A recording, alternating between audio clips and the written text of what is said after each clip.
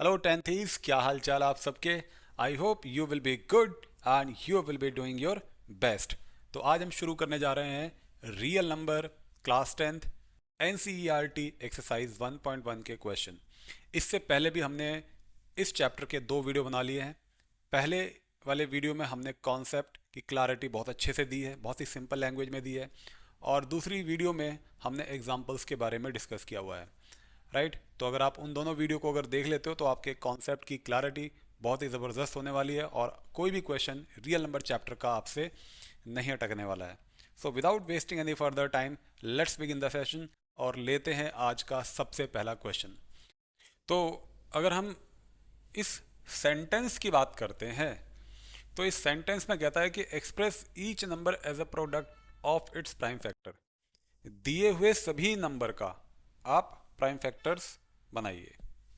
तो देखो, अगर मैं इस नंबर की बात करता हूँ तो बहुत ही सिंपल नंबर है, 140 नंबर है। तो इसका तो हम प्राइम फैक्टराइजेशन आप बहुत इजीली निकाल सकते हो। और अगर आपको प्राइम फैक्टराइजेशन नहीं निकालना आता है तो आपको फर्स्ट वीडियो और सेकंड वीडियो आपको दोनों देखनी पड़ेगी, तब आपको प्राइम फैक्टराइजेशन का जो रियल कॉन्सेप्ट है आपको समझ में आ जाएगा। तो अगर हम 156 की बात करते हैं तो 156 भी बहुत इजी नंबर है, ये भी बहुत इजी नंबर है, ये भी एक तरीके से इजी बोला जाएगा। 5 से अगर हम देखें तो ये नंबर डिवाइड होता है। तो 5 वन ज़ा 5 हो गया और 0 0 1, यानी 5 इंटू 1001, ये इसके प्राइम फैक्टर्स बनेंगे। पर पर बात ये है ना, बात ये है कि अगर कुछ ऐसा नंबर मिल जाए जिसमें कुछ देख के ही ना समझ में आए कि वो किससे डिवाइड होगा, जैसे कि ये 7429, तो भाई क्या करोगे इसमें, इसमें क्या करोगे 7429 में आप क्या करोगे। अभी 7429, बच्चा सोचेगा कि भाई 9 पे एंड हो रहा है तो हो सकता है 3 से कट जाए। पहली बात, 3 से तब नहीं कटेगा जब तक इनका सम जो है ना ऐसा नंबर ना बन जाए जो 3 के टेबल से कटता हो, तब तक नहीं कटेगा। तो 7 और 4 11 और 2 13, 13 और 9 22 हो गया। तो 22 तो 3 के टेबल में आता ही नहीं है, तो क्यों कटेगा, नहीं कटेगा। फिर 5 से कट ही नहीं सकता, क्योंकि 5 से अगर ये कटेगा तो इसके लास्ट में या तो 5 मिलना चाहिए था या 0 मिलना चाहिए था, तो भी नहीं कटेगा। 7, 7 से काट के देख लो अगर कट जाता है तो। 7 बन जाए 7, 7 6 42, और ये नहीं कटेगा 9, 7 से भी नहीं कट रहा। 9 से हम डायरेक्ट काट नहीं सकते, क्योंकि 9 से अगर कट जाता तो 3 से भी कट जाता, है ना। और बचा 10, 10 से अगर कट जाता तो 5 से भी कट जाता। तो इसका मतलब हो गया कि 11, 11 6 × 66, 14 में से 6 गया 8 हो गया, और बच गया आपके पास 2, 11 7 जा 77, 5 11 की टेबल से भी नहीं कट रहा। तो अब अगर हम 13, अब प्रॉब्लम ये यहाँ पर आती है कि बच्चा जो है उसको तो केवल आज की डेट में बच्चों को केवल 10 तक की टेबल याद है, ज़्यादा से ज़्यादा 12 तक, इससे ऊपर की टेबल उसे याद ही नहीं है।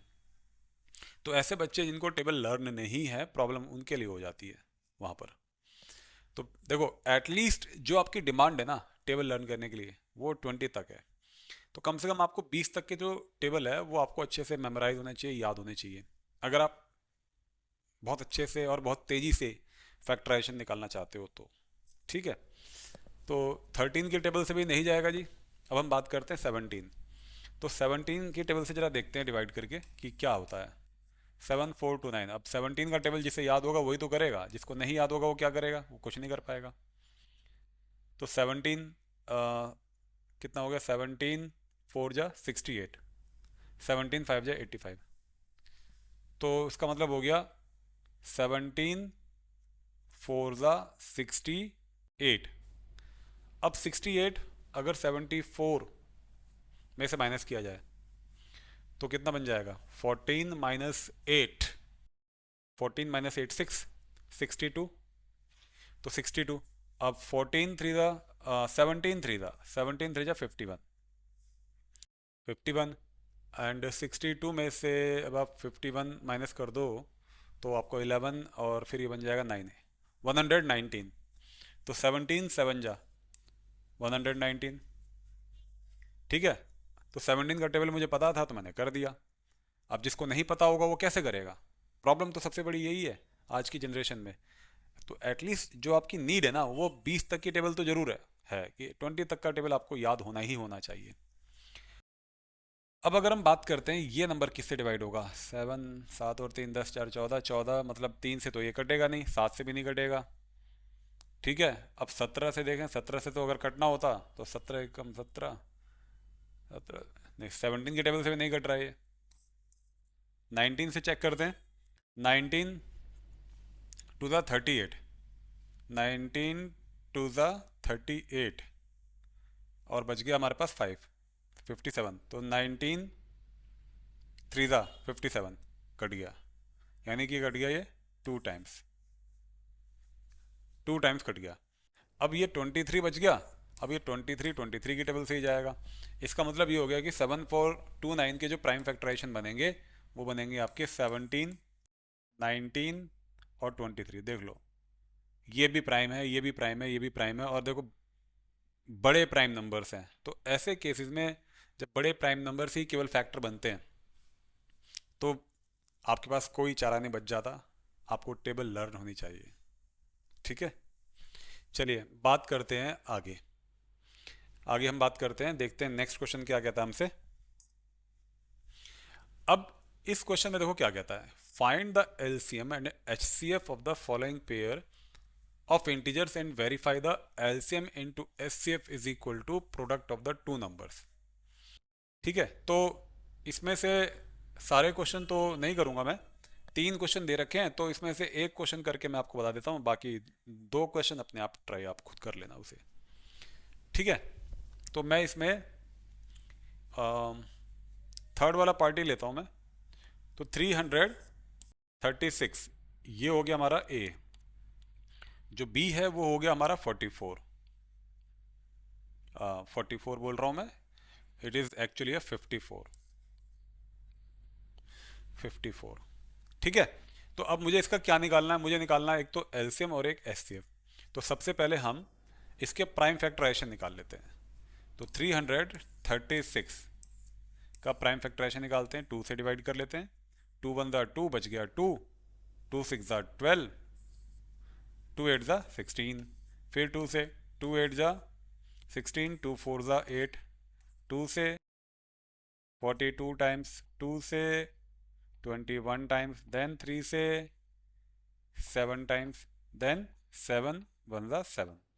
तो प्राइम फैक्टराइजेशन आपके सामने आ चुके हैं, आप इनको ऐसे लिखो, 336 is equal to 2 into 2 into 2 into 2 into 3 into 7, और इसको अगर हम पावर की फॉर्म में लिखें तो 2 पावर 4 इंटू 3 इंटू 7। और बात करते हैं यहाँ पे 54 की। ठीक है, तो 54 का फैक्टर देखो, इसलिए ऐसे करके दिखा रहा हूँ, मैं तो डायरेक्ट निकाल सकता हूँ इसको, ऐसे ऐसे लिख करके बताने का पर्पज़ ये है कि आपको पता लग जाए कि भाई चीज़ें आ कैसे रही हैं ये, है ना। 3 से डिवाइड किया, 3 9 ज़ा 27, 3 3 ज़ा 9, 3 1 ज़ा 3, तो इसका मतलब हो गया यहाँ पर 2 into 3 is equal to 2 in power 1 into 3 power 3। देखो, सॉल्यूशन करना is not a big deal, solution करना कोई बड़ी बात नहीं होती है। बड़ी बात होती है कि सॉल्यूशन को आप कैसे प्रेजेंट कर रहे हो, आपका प्रेजेंटेशन कैसा है। आप सही ढंग से नहीं लिख के आएंगे एग्ज़ाम में, आपको अच्छे नंबर नहीं मिलेंगे। ये बिल्कुल ठीक वैसे ही बात है कि अगर मैं आपको पिज़्ज़ा ऑफ़र करूँ, ठीक है, मैकडोनल्ड से पिज़्ज़ा ऑफ़र करूँ, मैंने मंगा लिया और मैं आपको ऑफ़र करूँ एक पिज़्ज़ा, मैंने आपको एक नॉर्मल पॉलीथीन में रैप करके दे दिया, और एक पिज़्ज़ा मैंने आपको बाकायदा उसके मैकडोनल्ड का जो डिब्बा है उसके अंदर पैक करके जैसा आया था वैसे आपको दे दिया, और मैं आपको ऑफ़र करूं, कंटेंट दोनों में सेम है, ठीक है, पर मैं आपको ऑफ़र कर रहा हूं, तो डेफिनेटली आप क्या पिक करोगे, आप पिक करोगे ये वाला पार्ट, है ना, यानी कि जो अच्छे तरह से कार्डबोर्ड के डिब्बे में पैक है अच्छे से, आप उसको बिल्कुल पिकअप करोगे और इसको नहीं करोगे। अदरवाइज देखा जाए तो दोनों में कंटेंट तो देखो दोनों में सेम ही है, दोनों में सेम ही चीज़ है, पर आपने इसको पिक किया सिंस क्योंकि इसका प्रेजेंटेशन अच्छा था। प्रेजेंटेशन अच्छा होगा तो चीज़ें अच्छी जल्दी से पिक होंगी, और प्रेजेंटेशन अच्छा नहीं होगा तो कोई से पिक नहीं करेगा। तो यहाँ से एक बात ये समझ लो कि आपका सॉल्यूशन आपने बेशक आपने किया है, ठीक है, लेकिन जिसका प्रेजेंटेशन अच्छा है चांसेस ज़्यादा हैं उसके अच्छे नंबर आने के। तो अगर हम बात करते हैं यहाँ पर कि हमें एलसीएम कैसे निकालना है, देखो एलसीएम निकालने का मैंने आपको फंडा ये बताया था अपनी पिछली वीडियो में कि हम जब प्राइम फैक्टर्स निकाल लेते हैं तो उसमें हम देखते हैं डिस्टिंक्ट डिजिट्स। कॉमन डिजिट्स की मैं बात नहीं कर रहा, डिस्टिंक्ट डिजिट्स की बात कर रहा हूँ, अलग अलग डिजिट। 2 3 7 2 3, यानी कि अगर मैं दोनों प्राइम फैक्टर्स में अगर डिस्टिंक्ट डिजिट्स को ढूंढ रहा हूँ तो 2 3 और 7 के अलावा और कुछ नहीं है, कोई अलग डिजिट नहीं है। फिर मैंने आपको बताया कि जब डिस्टिंक्ट डिजिट्स को हम प्रोडक्ट के फॉर्म में लिख देते हैं तो उसके बाद हम ये देखते हैं कि जो भी डिजिट्स हमारे पास यूज़ हो रही हैं उन डिजिट्स को अगर हम प्राइम फैक्टर्स में ढूंढें तो उनमें हाईएस्ट पावर क्या दिख रही है, उस हाईएस्ट पावर को हम यहाँ लिख देंगे ऐसे 2 पावर 4 हाईएस्ट पावर। 3 की हाईएस्ट पावर इसमें देखें तो 1 है, यहाँ पर देखें तो 3 है, तो मैं यहाँ पर 3 लिखूँगा हाईएस्ट पावर। ठीक है, और 7 के ऊपर हाईएस्ट पावर 1 ही है तो यहाँ पे 1 हो गया। तो यहाँ से हो गया 2 पावर 4 मतलब 16 हो गया, और 3 पावर 3 मतलब 27 हो गया, इंटू 7 हो गया। ठीक है, अब मल्टीप्लाई कर दो इसे, तो 16 इंटू 7 7 ज़ा 49, 7 2 ज़ा 14, 14 एंड 4 189। ठीक है, 7 7 ज़ा 49, 7 जो 14 189, करेक्ट। तो अगर हम बात करते हैं यहाँ पर, अब 16 से इसको मल्टीप्लाई करना है, 16 9 ज़ा 144। ठीक है, कैरी लग गया 14, 16 8 ज़ा 128, एंड 128 में आपने 128 में आपने 14 ऐड कर दिया। ठीक है, तो ये बन गया आपका 2, ये हो गया 4, और ये बन गया 142, है ना। तो ये आ गया 142। तो 142 का आपका मिल गया 2 2, और कैरी लग गया फिर से आपके पास, फिर से 14। तो 16 1 ज़ा 16, 16 एंड 14 कितना हो गया 30। तो 3024, ये इसका एलसीएम हो गया। ठीक है, ओके। अब बात करते हैं यहाँ पर एचसीएफ की।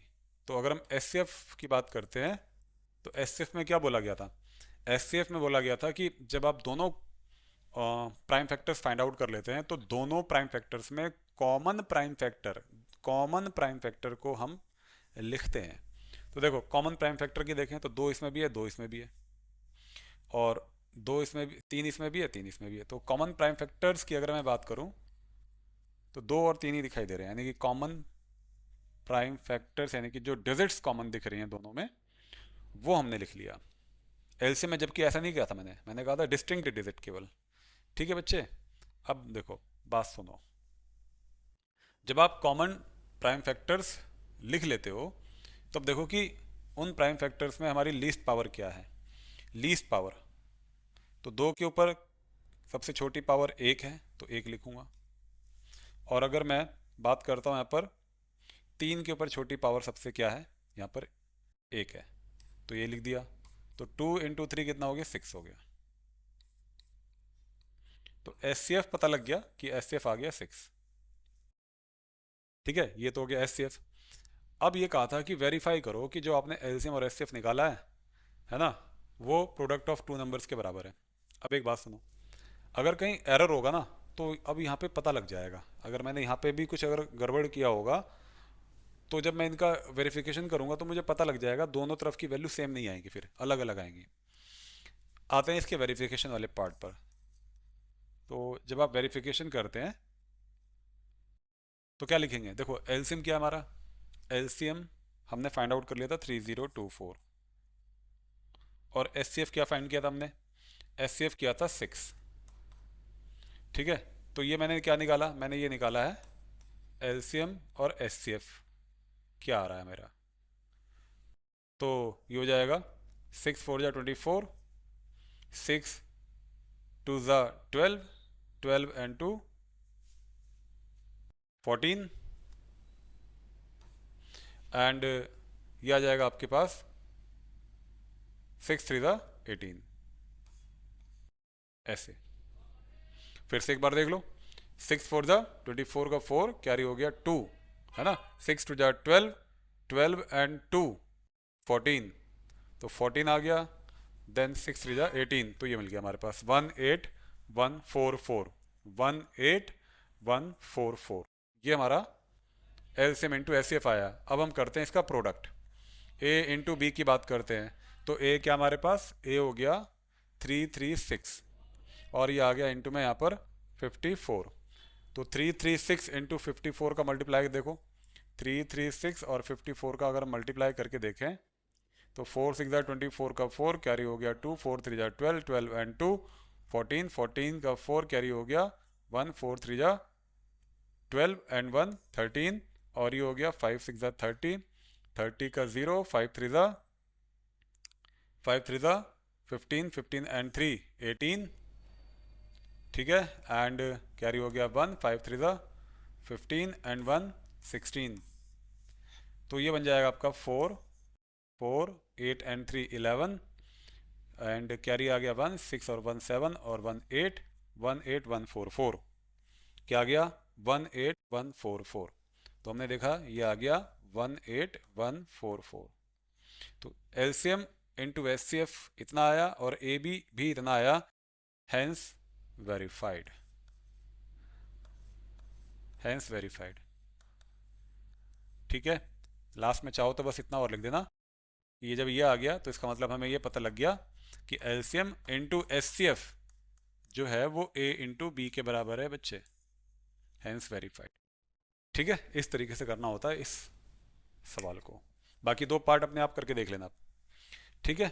चलो नेक्स्ट करते हैं। Okay, find the LCM and HCF of the following integers by applying the prime factorisation method. Okay, तो ये भी सेम वैसे ही क्वेश्चन है। अब आपको मैं एक बात बता दूं, मैं आपको इसमें से एक तो आपको ये क्वेश्चन करके दिखा रहा हूं आपको, एक तो मैं क्वेश्चन करके दिखा रहा हूं आपको फर्स्ट, और एक second third part do yourself, ये अपने आप करो। अच्छा, मैं आपको एक बात और बताते चलूँ यहीं पर ही, कि जब हम 3 नंबर का एलसीएम और एचसीएफ निकालते हैं, 3 नंबर का एलसीएम और एचसीएफ निकालते हैं, और अगर हम चाहें कि भाई हम उनका वेरिफिकेशन कर दें कि LCM of A B C into HCF of A B C ये हो जाए कि product of 3 numbers A cross B cross C, यानी A multiply B multiply C, तो मैं आपकी इन्फॉर्मेशन के लिए बता दूं ये इसके बराबर नहीं होता है।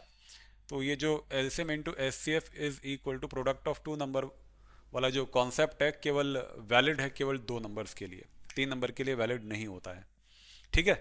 तो लेते हैं इसका सेकंड पार्ट। देखो सेकंड पार्ट में क्या रहा है, 17 है, 23 है, और आपके पास है 29, ये नंबर है 17 23 एंड 29। तो अगर मैं पहले नंबर को देखूं यहाँ पर, तो 17 को 17 इंटू 1 लिख सकता हूँ, इंटू 1 लिख सकता हूँ। 1 is a common, 1 is not a prime factor, है ना, 1 प्राइम नंबर नहीं है, तो मैं केवल 17 ही लिख पाऊंगा, ठीक। अगर हम बात करें यहाँ पर 23, तो उसमें 23 ही लिख पाऊंगा क्योंकि 23 का और कोई फैक्टर ही नहीं बनेगा, और सेम गोज विद 29। तो अब बात आती है कि जब तीनों के हमने प्राइम फैक्टर फाइंड आउट कर लिए हैं और तीनों में कुछ कॉमन है ही नहीं, तो भाई एचसीएफ क्या होगा, क्योंकि फंडामेंटल थ्योरम ऑफ अर्थमेटिक तो ये कहती है कि भाई every composite number can be expressed as a product of its prime factors, है ना। तो कंपोजिट नंबर वो नंबर होते हैं जिसके 2 से ज़्यादा फैक्टर होते हैं, और पहली बात कि ये 17 23 और 29 अगर हम इनको देखें तो ये इनका कोई कंपोजिट, ये कोई कंपोजिट नंबर तो है ना, ये कोई कंपोजिट नंबर है ही नहीं क्योंकि इसके 2 से ज़्यादा फैक्टर तो है ही नहीं। तो फैक्टर तो जो बनेंगे वो 17 इंटू 1 ही होगा, और फंडामेंटल थ्योरम ऑफ अर्थमेटिक यहाँ पर अप्लाई नहीं हो पाएगी, है ना। हम प्राइम फैक्टराइजेशन इसके निकालेंगे तो बस ये मिलेंगे, प्राइम फैक्टराइजेशन में 1 नहीं आएगा, लेकिन देखें तीनों में कुछ कॉमन है ही नहीं। ऐसे केस में जब कुछ भी कॉमन ना हो तो बस एचसीएफ आपको 1 लिखना होता है, क्योंकि देखा जाए तो 1 तो सब में मल्टीप्लाई है, 1 को ऐसा समझ लो कि ये सर्वविदित सत्य है कि अगर कोई नंबर है ही नहीं कॉमन, तो कॉमन सिर्फ वन ही होगा। वन तो हर एक टेबल में आ सकता है। तो इसका मतलब ये हो गया कि अगर हम एस की बात करते हैं, एस ऑफ 17, 23 और 29, ठीक है, अगर हम एस की बात करते हैं 17, 23 और 29, तो वो क्या होगा, वो होगा इनमें कॉमन, और कॉमन तो कुछ है ही नहीं, और जब कुछ कॉमन नहीं है तो वन आएगा।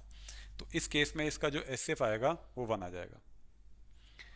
ठीक है, अच्छा अब बात करते हैं इसके एलसीएम वाले पार्ट की।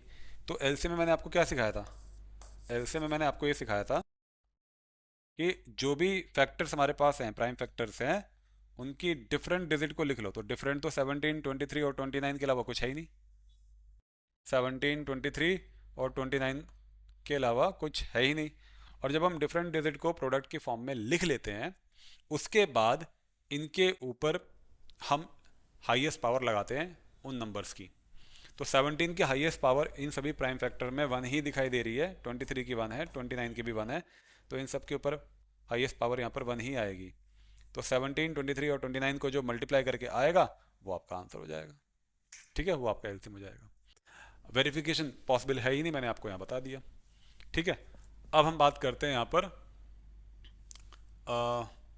ये तो मैंने बता दिया आपको। अब ये फर्स्ट पार्ट, तो फर्स्ट पार्ट मेरे को नहीं लगता कि फर्स्ट पार्ट में अब कुछ आपको कोई दिक्कत आने वाली है, वो तो आप कर ही लोगे। 12, 15 और 21 है, तो 12 का प्राइम फैक्टराइजेशन आपने लिखा, तो 2 इंटू 2 इंटू 3, मतलब 2 पावर 2 इंटू 3 पावर 1। और 15 को अगर हमने लिखा तो 3 इंटू 5, मतलब 3 पावर 1 इंटू 5 पावर 1। और अगर हम 21 को देखते हैं तो 3 इंटू 7, मतलब 3 पावर 1 इंटू 7 पावर 1। अब हम पहले एस की बात करते हैं। तो एस क्या होगा, एस इन तीनों नंबर का, 12, 15 और 21 का। एस निकालने के लिए मैंने आपको क्या बताया था कि तीनों प्राइम फैक्टर में, तीनों, चारों, पांचों, यानी कितने भी नंबर्स हो सकते थे, पर मेथड तो सेम ही होगा। जितने भी प्राइम फैक्टर्स होंगे उन सभी प्राइम फैक्टर्स में कॉमन प्राइम फैक्टर हमें लिखना होता है। 2 यहाँ पर है, पर इसमें नहीं है, इसमें नहीं है, तो मतलब 2 कॉमन नहीं है। 3 है यहाँ पर, हाँ है, 3 है, 3 है, 3 है, मतलब 3 सब में कॉमन है, 3 सब में कॉमन है। अब ये जो 3 है, इसके ऊपर जो लीस्ट पावर लगाओगे, सबसे छोटी पावर क्या है 3 की, 3 की लीस्ट पावर यहाँ पर 1 ही है, तो हम 1, मतलब ये बन जाएगा 3 पावर 1 मतलब 3। अब एक बात, एस का जो मतलब क्या है वो भी आपको समझा के चलूँ, क्योंकि जब मैं वर्ड प्रॉब्लम कराऊंगा तो फिर आपको दिक्कत आएगी। HCF हाईएस्ट कॉमन फैक्टर 12, 15, 21 का सबसे बड़ा फैक्टर जो इन तीनों नंबर को डिवाइड करे। तो HCF वो नंबर होता है जो उन तीनों नंबर को डिवाइड करता है जिनके हमें HCF निकालने के लिए बोला गया है। ठीक है, तो 3 HCF का, देखो 3 जो है ना वो 12, 15 और 21 का क्या है, HCF है? मतलब ये हो गया कि ये जो 3 है वो 12 को भी काटेगा, 3 15 को भी काटेगा, 3 21 को भी काटेगा, ये मतलब है इसका। और ये सबसे बड़ा कॉमन फैक्टर है। इसके अलावा बताओ कोई और कॉमन नंबर है? कोई और कॉमन नंबर हो ही नहीं सकता जो 3 से बड़ा हो और इन तीनों नंबर को वो काट सके, यही वो नंबर है। ये होता है एचसीएफ का मतलब। अब हम बात करते हैं एलसीएम की। तो एलसीएम में क्या बताया था मैंने आपको, डिस्टिंक्ट डिजिट्स, अलग अलग डिजिट कितनी यूज हो रही हैं प्राइम फैक्टर्स में, वो लिख दो प्रोडक्ट की फॉर्म में। तो 2 यूज हो रहा है, 3 भी यूज हो रहा है, 5 भी यूज हो रहा है, और 7 भी यूज हो रहा है। 2, 3, 5 और 7 ये यूज हो रहे हैं, 2, 3, 5 एंड 7। अब इसके बाद इनकी हाईएस्ट पावर, 2 की हाईएस्ट पावर 2 है, 2 की हाईएस्ट पावर 2 है, ओके। मतलब मैं इसको यहाँ नहीं यहाँ लिखूंगा, 2 पावर 2। और 3 की हाईएस्ट पावर क्या है, 1 है, 3 की हाईएस्ट पावर 1 लिख दिया। 5 की हाईएस्ट पावर क्या है यहाँ पर, 1 है, तो लिख दिया। 7 की हाईएस्ट पावर क्या है, 1 है, तो वो भी मैंने यहाँ पर लिख दिया। 2 पावर 2 मतलब 4, 3 5 15 इंटू 7, और ये बन जाएगा आपका 4 इंटू 15 6 90, 15 7 105। अब 4 से मल्टीप्लाई कर दो, 4 5 20 हो गया, 4 1 4 हो गया, 420। तो 420 इसका एलसीएम हो गया and this is the answer of this question. ठीक है, तो इस तरीके से इस क्वेश्चन को हमें करना होता है। चलिए चलते हैं अब आगे, देखते हैं नेक्स्ट क्वेश्चन क्या है। अब आगे आपसे कह रहा है कि हमें ये दिया हुआ है कि SCF 306 का और 657 का वो 9 के बराबर है। तब आप एलसीएम बताइए 306 और 657। तो देखो बच्चों, मैं आपको बताऊं, ऐसे केसेस में आपको LCM into SCF is equal to product of two number वाला कॉन्सेप्ट यूज करना चाहिए, बजाय प्राइम फैक्टराइजेशन निकालने के लिए। बोलते बोलते गड़बड़ हो जाती है कभी कभी, पर कोई नहीं, कोई नहीं, पढ़ा तो मैं सही रहा हूँ ना वैसे आपको, बस यही चाहिए। 306 657 इज इक्वल टू 9। तो मैंने क्या कहा, इस टाइप के क्वेश्चंस में प्राइम फैक्टराइजेशन को अवॉइड करना चाहिए। LCM into SCF is equal to product of two number वाला कॉन्सेप्ट यूज करना चाहिए, उससे आंसर आपका जल्दी आएगा। ठीक है, तो यहां हो गया LCM into SCF is equal to product of two number. अब ये हो गया आपका A, ये हो गया B, SCF हो गया 9, SCF हो गया 9। एलसीएम पता करना है, तो एलसीएम को चाहो तो कुछ मान लो, नहीं तो एलसीएम को एलसीएम ही लिखे रहने दो। और SCF हमें दिया हुआ है 9, हमने रख दिया। A इंटू बी यानी कि 306 इंटू बी मतलब 657, और ये हो गया LCM is equal to 306 into 657, और ये मल्टीप्लाई में है तो ये डिवाइड में आ गया। 3 की टेबल से कट जाएगा, 3 3 9, 3 से कट गया 102 टाइम्स, और 3 से कट जाएगा 3 3 9, और 3 4 12। अब 34 इंटू 657 आपके पास बच गया है। अब आप इसको मल्टीप्लाई कर लो, और जो मल्टीप्लाई करके आएगा वो आपका आंसर हो जाएगा। ठीक है, इस तरीके से ऐसे क्वेश्चंस किए जाते हैं। एनसीईआरटी में तो खैर ज़्यादा कुछ दिया ही नहीं है, बहुत सिंपल सिंपल से क्वेश्चंस हैं। ये खत्म हो जाने दो एक्सरसाइज, इसके बाद इसके कुछ एक्स्ट्रा क्वेश्चन कराऊंगा, फिर आगे revisiting in the rational number पे जाऊंगा। ऐसा कोई क्वेश्चन नहीं छोड़ूंगा, कॉन्सेप्ट बिल्कुल आपको क्लैरिटी के साथ दूंगा। ठीक है, एक एक क्वेश्चन करके आओगे पेपर में, एक एक क्वेश्चन। ठीक है, check whether 6 power n can end with the digit 0 for any natural number n। कह रहा है कि आप चेक करके बताइए कि 6 पावर n से जो बनने वाला जो नंबर है, क्या डिजिट 0 पे ख़त्म होगा अगर n की जगह पर हम कोई नेचुरल नंबर यूज़ करें तो। ऐसा इसमें बोला हुआ है। तो देखो, एक ऐसा ही क्वेश्चन मैंने एग्जाम्पल में कराया था 4 टू द पावर n का।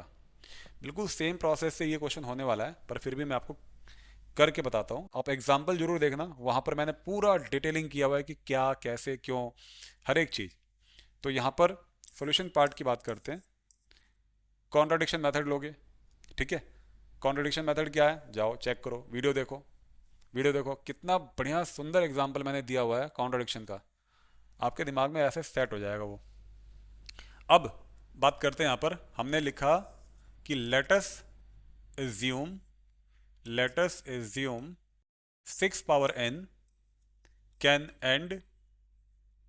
And with digit 0। हमने माना कि 6 पावर n डिजिट 0 पर ख़त्म हो सकता है। तो पहली बात सुनो कि अगर कोई भी नंबर जब डिजिट 0 पे ख़त्म होगा, लाइक ऐसे, इस तरीके से, तो जब उसका प्राइम फैक्टर करने जाओगे ना, तो उसके प्राइम फैक्टर में हमेशा आपको कोई और नंबर मिले ना मिले, है ना, कोई और नंबर मिले ना मिले, पर आपको 2 और 5 तो ज़रूर मिलेगा, अदर नंबर भी मिल सकता है। 10 20 इसके प्राइम फैक्टर निकाले, 2 5 2 2 5 2 3 5। तो इसका मतलब ये हो गया कि 2 5 तो आ ही रहा है, पर 3 भी आ सकता है किसी केस में, है ना। तो अगर 6 पावर n डिजिट 0 पे ख़त्म हो रहा था, तो उसके प्राइम फैक्टर में 2 5 आ सकते हैं और अदर नंबर भी आ सकता है। इसके ऊपर लगा दिया होल पावर n, ये 6 पावर, ये हो गया आपका 6 पावर n, ये हो गया 6 पावर n का फैक्टर, 6 पावर n का फैक्टर। ठीक है, इसे इक्वेशन नंबर 1 माना। अब बात करते हैं कि अगर हम ध्यान से देखें कि जो 6 है वो एक कंपोजिट नंबर है। 6 क्या है? एक कंपोजिट नंबर है। कंपोजिट नंबर जिसके दो से ज़्यादा फैक्टर निकलते हैं। तो 6 का 2, 3 और 1, प्राइम फैक्टर की बात नहीं कर रहा हूँ, फैक्टर दो से ज़्यादा फैक्टर निकले। डेफिनेशन ये है, ये ना कि ये है कि दो से ज़्यादा प्राइम फैक्टर निकले ना। कंपोजिट नंबर की डेफिनेशन होती है कि जिस नंबर के दो से ज़्यादा फैक्टर बनते हैं, तो फैक्टर बनते हैं तो उस केस में हमें 1 को भी काउंट करना होता है। तो 6 हमारा कंपोजिट नंबर है। तो कंपोजिट अगर ये नंबर है ना, कंपोजिट नंबर है, तो यहाँ पर हम fundamental theorem of arithmetic apply कर सकते हैं। तो by using FTA, fundamental theorem of arithmetic. नहीं पता फंडामेंटल थ्योरम ऑफ अर्थमेटिक, जाओ जाओ कॉन्सेप्ट वाला वीडियो देखो, देखो पहली वीडियो देखो, एक एक चीज़ क्लियर हो जाएगी। तो यहाँ पर 6 अगर कंपोजिट नंबर है तो इसको मैं 2 × 3 यानी उसके प्राइम फैक्टराइजेशन के फॉर्म में लिख सकता हूँ। और इसका ऑर्डर अगर मैं चेंज करूँ तो 3 × 2 ऐसा कर सकता हूँ, है ना, 3 × 2 कर सकता हूँ। पर ये 2 और 3 के अलावा इसके कोई और फैक्टर नहीं आएंगे, क्योंकि फंडामेंटल थ्योरम ऑफ अर्थमेटिक ये कहती है कि every composite number can be expressed as a product of its prime factor. Factor would be unique except the order of the digits. ठीक है, अगर डिजिट के ऑर्डर को अगर हम ध्यान में ना रखें तो। अच्छा, अब हम बात करते हैं यहाँ पर, ये आ गया आपका 2 × 3, लेकिन मुझे तो फैक्टर जो ढूंढना है वो 6 पावर n का ढूंढना है, इसलिए मुझे इनके फैक्टर के ऊपर भी यहाँ पर n लगाना होगा। अब n एक नेचुरल नंबर है, इसका मतलब अगर मान लो n किसी दिन यहाँ पर 3 हो गया तो 2 3 बार होगा, 2 के ऊपर पावर 3, 3 के ऊपर पावर 3 लिखी जाएगी, मतलब 2 × 2 × 2, 3 × 3 × 3। पर n यहाँ पर कोई फिक्स नंबर नहीं है, तो मतलब मैं ऐसे कह सकता हूँ कि 2 पावर n × 3 पावर n ये इसके प्राइम फैक्टर्स होंगे। इसके प्राइम फैक्टर में यही नंबर मिलेंगे और कोई नंबर मिलेगा ही नहीं। तो अब कहानी बदल गई अब यहाँ से। ठीक है, यहाँ पर 6 पावर n हमारे एजम्पशन की वजह से कि मान लेते हैं 0 पे ख़त्म हो रहा है, उसमें ये फैक्टर्स मिले, और फंडामेंटल थ्योरम ऑफ अर्थमेटिक के अकॉर्डिंग ये फैक्टर मिले। अब ये भी, इसके फैक्टर ये हैं और इसके फैक्टर ये हैं, तो इसका मतलब ये है कि क्या होना चाहिए, ये होना चाहिए from equation 1 and 2, from equation 1 and 2 ये दोनों फैक्टर एक दूसरे के बराबर होने चाहिए। ठीक है, 2 पावर n × 3 पावर n। पर ये ऐसा अगर हो गया नाउ, अगर ऐसा हो गया तो FTA fail, fundamental theorem of arithmetic fail, fundamental theorem of arithmetic fails हो जाती है। यहाँ पर क्यों हो जाती है? उसका कारण यह है कि कंपोजिट नंबर के दो से ज़्यादा प्राइम फैक्टर, मतलब जो प्राइम फैक्टर्स हमें दे रखे हैं, कंपोजिट नंबर का कुछ भी आ रहा है, अगर प्राइम फैक्टर आ रहा है तो फैक्टर यूनिक होता है, उसके डिफरेंट टाइप्स के फैक्टर नहीं मिलते। जैसे यहाँ देखो 2 है यहाँ पर यहाँ पर n नहीं है, यहाँ पर n है पावर में, यहाँ 5 है, यहाँ 5 है ही नहीं, यहाँ q है तो वहाँ पर q है ही नहीं। तो ये प्राइम फैक्टर अलग, ये प्राइम फैक्टर अलग है, how is it possible? FTA fails, है ना। तो इसलिए आवर एजम्पशन इज रॉन्ग, यानी हमारी जो एजम्पशन थी, हमारी जो सोच थी वही गलत थी। भाई सोच को सही करो और आंसर सही करो। आवर एजम्पशन इज रॉन्ग, हमारी एजम्पशन रॉन्ग है। सही एजम्पशन क्या होगी? Therefore 6 power n can not and with digit 0, with digit 0, ये इसका आंसर हो गया। इस तरीके से करना होता है। ठीक है, चलो चलते हैं नेक्स्ट क्वेश्चन पर और देखते हैं क्वेश्चन नंबर 6 में क्या कह रहा है। तो वो क्वेश्चन नंबर 6 में कहता है कि भाई एक्सप्लेन वाई 7 × 11 × 13 + 13 और ये वाला जो फैक्टर है ये कंपोजिट नंबर क्यों है। तो देखो कंपोजिट नंबर की पहले डेफिनेशन याद करो। Composite numbers are those number, है ना, whose factors are more than 2, जिसके फैक्टर्स जो है ना वो 2 से ज़्यादा हों। तो यहाँ पर मुझे यही बात देखनी होगी कि इन नंबर्स के फैक्टर्स 2 से ज़्यादा हैं। अब बच्चा आया बड़ी जल्दी जल्दी, उसने क्या देखा, 7 × 11 × 13 + 13, अरे इसमें तो बहुत सारे नंबर दिखाई दे रहे हैं, है ना, दो से ज़्यादा फैक्टर दिखाई दे रहे हैं, कर दो कंपोजिट नंबर। पर ऐसे नहीं, लॉजिकल रीज़न के साथ आपको देना होगा, सही तरीके से देना होगा। अब देखो, अगर मैं बात करता हूँ यहाँ पर, तो 7 × 11 × 13 + 13, या तो मैं इसको मल्टीप्लाई कर दूँ या मैं इसमें 13 को कॉमन निकाल लूँ। अगर 13 कॉमन निकाला तो 7 × 11 है ना, और यहाँ पर आ गया इंटू में 1, और यहाँ पे आ गया प्लस में 1। तो ये क्या बना, 13, 77 हो गया, 11 7 जा 77, 77 × 1 एंड प्लस 1। ठीक है, अब ये बन गया, आपको मिल गया 13, और ये मिल गया आपको 78। ठीक है, तो ये बन जाएगा आपका 78। अब देखो, 13 तो एक प्राइम नंबर है, ये बाकी रहेगा आपका 78। अब 78 के जब आप प्राइम फैक्टर निकालने जाओगे, 2 3 जा 6 एंड 2 9 जा 18, फिर 3 से, तो इसका मतलब हो गया, आप इसको क्या देख रहे हो, आप इसको देखोगे ऐसे, 2 × 3 × 13, तो आप इसको ऐसे लिखोगे 13 इंटू 2 × 3 × 13। तो अब देख लो, ये जो नंबर दे रखा था, इसके दो से ज़्यादा फैक्टर हो गए, दो से ज़्यादा फैक्टर हो गए। It has more than two factors. तो इसलिए यहाँ पर given expression is a composite number, या given number is a composite number, is a composite number. ठीक है, इस तरीके से करना होता है। तो मुझे नहीं लगता कि अब आपको ये बताने की ज़रूरत है। 5 कॉमन निकाल लेना, बिल्कुल सेम ऐसे ही, और फिर इनका मल्टीप्लाई करके और एक नंबर बना देना, और नंबर बनाने के बाद ऐसे फैक्टर निकाल के इस फॉर्म में लिख देना, और फिर ये लाइन लिख देना, solve. So now let us move to the next question everyone. और ये हमारी एक्सरसाइज 1.1 का लास्ट क्वेश्चन है, और एक वर्ड प्रॉब्लम है। ठीक, आपको मैं काफ़ी सारी वर्ड प्रॉब्लम बताऊंगा, कराऊंगा मैं एक्स्ट्रा क्वेश्चंस में।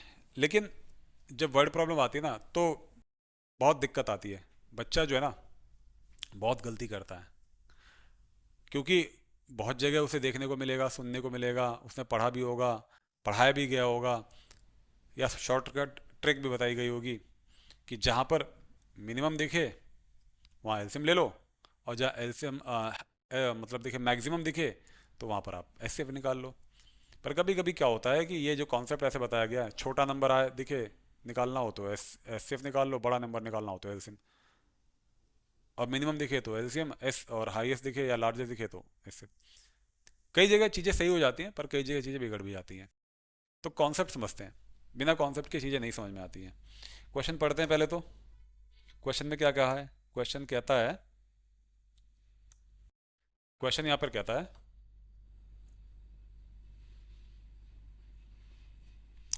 इसका कलर चेंज करना पड़ेगा मुझे लगता है, यस ठीक है। तो ये कहता है कि, क्वेश्चन में कहता है कि there is a circular path, तो ये आपका सर्कुलर पाथ हो गया, around a sports field. Sonia takes 18 minutes to drive 1 round of the field. Okay, वो एक इस फील्ड का एक राउंड लेने में 18 मिनट का समय लेती है। तो मान लेते हैं सोनिया यहाँ पर थी, यहाँ पर थी, तो यहाँ से इसने ड्राइव करना शुरू किया। तो जब ड्राइव करेगी तो जाएगी ऐसे ऐसे ऐसे पाथ कवर करेगी, और वापस जब तक वो सेम स्पॉट पर नहीं आ जाएगी तब तक जो है उसका एक राउंड नहीं माना जाएगा। तो एक राउंड ऐसे होगा।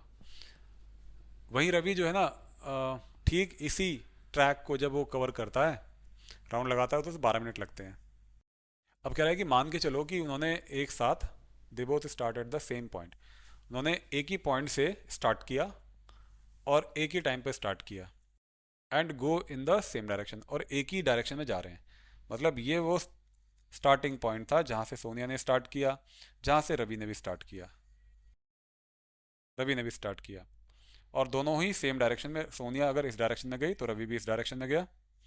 अब ये पूछ रहा है कितने समय के बाद, यानी कितने मिनट के बाद वो एक दूसरे को स्टार्टिंग पॉइंट पर मिलेंगी।